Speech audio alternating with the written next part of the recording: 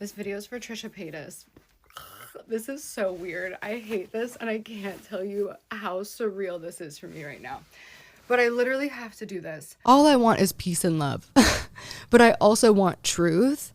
And the truth is, this all started with Trisha Paytas. So Gabbie Hanna has had a brand new Christian rebrand, and well, I guess it's not brand new, but I want to talk about it anyway because this kind of looks to me like a cover up of her past mistakes, as if she is pretending to take accountability. And I think if that is the case, she's unsure herself that she's even pretending. It appears as if she's using her born-again Christian status to reignite drama, because she is currently on TikTok a lot, accusing people like Jessie Smiles, Trisha Paytas, drama channels, and everyone in between of psychologically abusing her. Here I am saying it again, that I am a victim of psychological abuse. Trisha Paytas, Jessie Smiles, all the drama channels are narcissistic abusers. So why don't we break this down? Gabbie has made a couple TikToks and podcast episodes about Trisha Paytas, saying that basically she is the victim. But I mean, personally, I feel like it's unanimously agreed that both of them are just as bad as one another. Except recently, Trisha has earned some brownie points by letting it go, and well, I'm not necessarily keeping up with her, seemingly trying to change and better herself. Whereas Gabbie can't let it go. So, I mean, what has Gabbie done to Trisha in the past? Well, let's talk about it. Gabbie Hanna told Jason Nash that Trisha has an uncurable STD.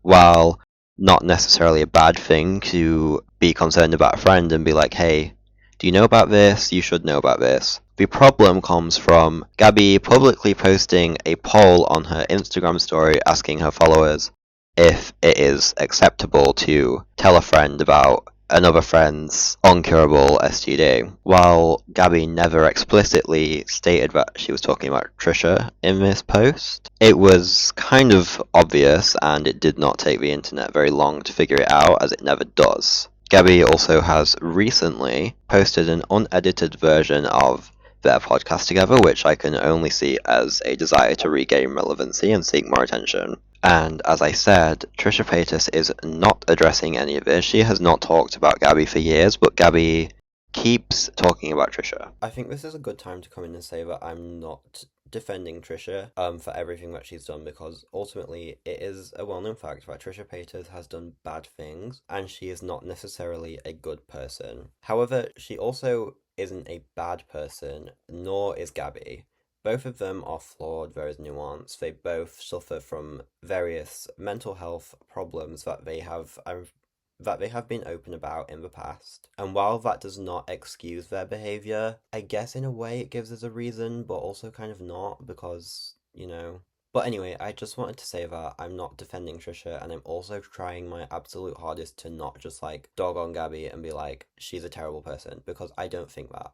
I think that she needs a proper support system, very different to what she has now, which we will get onto later with the ChatGPT therapy sessions that she's been having. Ultimately, I just believe for her own good, Gabbie needs to come off of the internet, because it's clearly not helping her mental health. But I'm not a therapist. I can't offer her any advice. I can't offer anybody any advice. I don't know what I'm talking about, just like you probably also don't.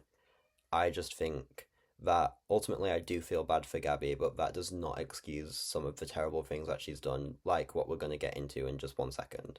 But in worse news, Jessie Smiles.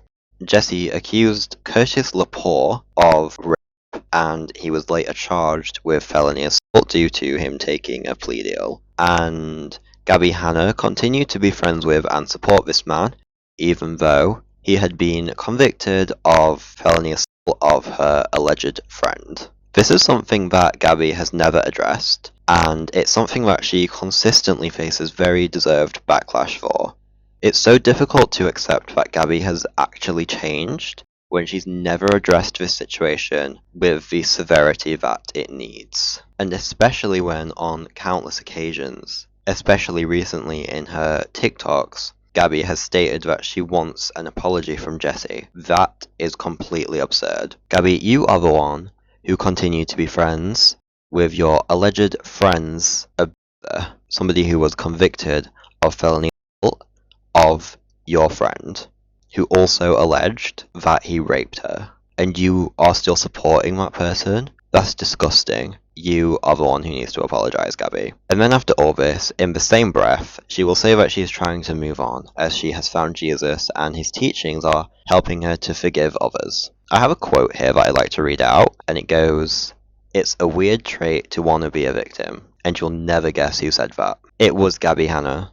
It's a weird trait to want to be a victim. Okay? She said this on a podcast episode, Why Trisha Paytas Tried to Ruin My Life.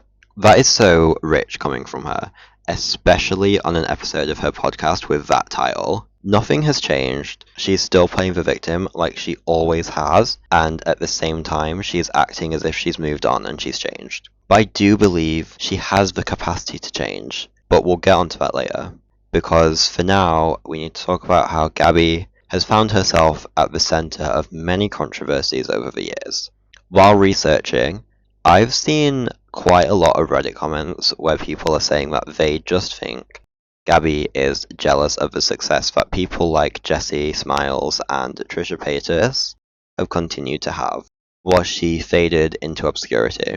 Obviously, there is no way of knowing if that's true or not, unless you take what she said in her Patreon post, which we will get to later. But it seems unlikely to me that it isn't true. And if it is true, I don't even think that she knows she's doing it. Gabbie's TikToks and her podcasts about her newfound Christianity, her preachy and occasionally quite judgmental TikToks, by the way, all just look like some bizarre attempt to regain her relevancy. Whether or not that is what she's doing, I don't know, but it seems most likely to me. When Gabbie took her break from the internet and appeared to become a fitness instructor, ultimately, that seemed like a really healthy decision. I can't envision a world where Gabbie is happier on the internet than she was as a fitness instructor and away from all the drama. And it really begs the question of, why did she even come back? I just doubt that her new TikToks and her podcast episodes are helping her. She doesn't seem to be allowing herself to move on, and especially not while she's actively using ChatGPT as her therapist, a machine that is famous for affirming its users and telling them exactly what they want to hear. There's no doubt in my mind that she has used it as something to vent about Jessie Smiles and Trisha Paytas, and all it will do is say, yes girl, you're absolutely right. Trisha Paytas is a psychological abuser and you have been a victim your entire life. Because that's what ChatGPT does.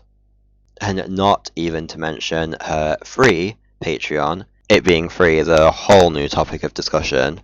But anyway, I had a skim through, especially her most recent post titled, To the Lovers and the Haters. She essentially says everyone telling her to move on are 100% correct. She also, though, says that she can't move on because her abusers and the people who slandered and hated their way into their careers are so publicly present. That is a direct quote, by the way. A lot of the things I'm going to be saying are. She admits that she's envious of them, but she also says she does not want what they have. She says she's angry because their toxic behaviors are celebrated while she is painted as a manipulative, money-hungry, evil, deceitful, toxic, hateful, abusive person. Which would be fair if she weren't a toxic, money-hungry person. I'm not gonna call her evil, deceitful, and all the other things because she isn't. And as far as I know, nobody has ever called her those things. Like, I don't know where she pulled that one from. But it is clear that she absolutely has the biggest victim complex. And that the Christian Gabbie Hanna is the same old Gabbie with a few Bible verses thrown in. Ultimately, though, I wanted to go into this with a sympathetic take on Gabbie Hanna. And I really hope that's been clear throughout this video. Remembering and looking a bit deeper into everything that she has done over the years and what she's doing now, honestly, I just feel sorry for her. Not because what she's done in the past isn't bad, because a lot of it is bad, but because she refuses to let it go. She refuses to allow herself to truly step back and realize that she does not always have to be a victim, because most of the time, she's not the victim.